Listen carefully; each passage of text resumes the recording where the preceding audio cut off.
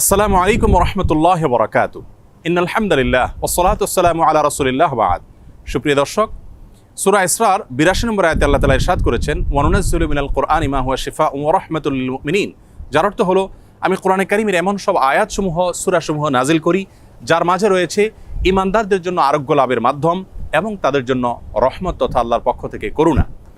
আয়াতের ব্যাখ্যা মুফাসসিরদের অনেকেই বলেছেন, এখানে আল্লাহ রাব্বুল আলামিন আত্মিক রোগসমূহ থেকে আরোগ্য লাভের মাধ্যমের কথা বুঝিয়েছেন, অর্থাৎ কোরআনের প্রেসক্রিপশনকে অনুসরণ করার মাধ্যমে মানুষ প্রকৃত মানুষে পরিণত হয়, মানবীয় গুণাবলী অর্জন করে মানুষ আল্লাহ রাব্বুল আলামিনের প্রিয় পাত্রে পরিণত হয়।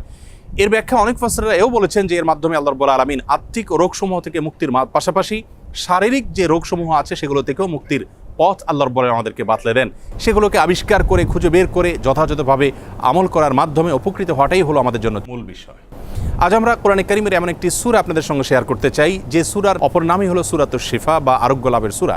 আর সেই সূরা হলো আমাদের সকলেরই অতি পরিচিত সূরাতুল ফাতিহা। সহিহ বুখারীতে আবু সাঈদ খুদরি রাদিয়াল্লাহু আনহু থেকে একটি হাদিস বর্ণিত হয়েছে, যে হাদিসের মাধ্যমে বোঝা যায় যে সাহাবায়ে কেরাম সূরাতুল ফাতিহার মাধ্যমে চিকিৎসা গ্রহণ করেছেন এবং অলৌকিকভাবে, বিস্ময়করভাবে কঠিন এবং দুরারোগ্য সমস্যা থেকে তারা মুক্তি লাভ করেছেন। তখন নবী করিম সাল্লাল্লাহু আলাইহি সাল্লাম বিষয়টি জানতে পারার পর তাকে বলেছিলেন, ওমা ইউদরিকা আন্নাহা রুকিয়া, তুমি কিভাবে জানলে যে সূরা ফাতিহা এটি রুকিয়া বা সকল রোগ থেকে শেফার একটি মাধ্যম। এজন্য এই সূরা সম্পর্কে উলামায়ে কেরাম বলে থাকেন যে সূরা ফাতিহার মাধ্যমে যে কোনো রোগ বালাই থেকে, যে কোনো বিপদ আপদ থেকে, যে কোনো অসুখ বিসুখ থেকে মুক্তি লাভের মাধ্যম হিসাবে আমরা এটিকে ব্যবহার করতে পারি। সূরা ফাতিহা এ সম্পর্কে ইমাম ইবনুল কাইয়িম রাহিমাহুল্লাহ তিনি বলেছেন, এই সূরাটিকে বারবার আমি আমল করে দেখেছি। আমার জীবনে যখনই কঠিন কোনো ব্যথায় আমি আক্রান্ত হয়েছি, কাতর হয়েছি, তখনই এই সূরা পাঠ করে ফু দিয়ে সে ব্যথার জায়গাকে মুছেছি। আল্লাহ রাব্বুল আলামিন বিস্ময়করভাবে, অলৌকিকভাবে আমাকে সুস্থতা এবং আরোগ্য দান করেছেন। আমি ব্যক্তিগতভাবে আমার কথা বলতে পারি যে আমার বাসায়, পরিবারে আমার বাচ্চাদের যখন কোনো অসুখ বিসুখ হয়েছে, কখনো কোনো সমস্যা দেখা দিয়েছে, তৎক্ষণাৎ আমি সূরা ফাতিহা পাঠ করে তাদেরকে ফু দিয়েছি, তাদের শরীরে মুছেছি এবং সঙ্গে সঙ্গে আল্লাহ রাব্বুল আলামিন বিস্ময়করভাবে আমাকে উপকারিতা দিয়েছেন। আর এরকম ঘটনা আমার জীবনে 2-4 বার নয়, বরং অগণিতবার ঘটেছে। এজন্য সূরা ফাতিহা এটিকে যদি কেউ যথাযথভাবে আমল করতে পারেন, সে আস্থা এবং বিশ্বাস আল্লাহ তাআলার প্রতি থাকে, তাহলে সেক্ষেত্রে অবশ্যই এর মাধ্যমে যে কোনো দুরারোগ্য ব্যাধি থেকে পর্যন্ত আমরা আরোগ্য লাভের মাধ্যম হিসাবে এটিকে ব্যবহার করতে পারি।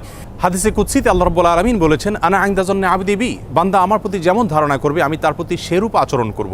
অতএব পরিপূর্ণ আস্থার সাথে, বিশ্বাসের সাথে যদি কেউ যে কোনো অসুখ বিসুখ থেকে, যে কোনো ব্যাধি থেকে মুক্তি লাভের জন্য সূরা ফাতিহাকে পাঠ করেন, সেটি পাঠ করে কোনো পানিতে, তেল ইত্যাদিতে ফু দিয়ে সেটি যদি ব্যবহার করেন, প্রয়োগ করেন, অথবা শরীরের কোনো জায়গায় অসুখ দেখা দিলে এটি পাঠ করে যদি ফু দেন সেই জায়গায় বা মোছেন, ইনশাআল্লাহ বিইذনিল্লাহ আল্লাহ তাআলা তাকে ওই রোগ থেকে মুক্তি নসিব করবেন।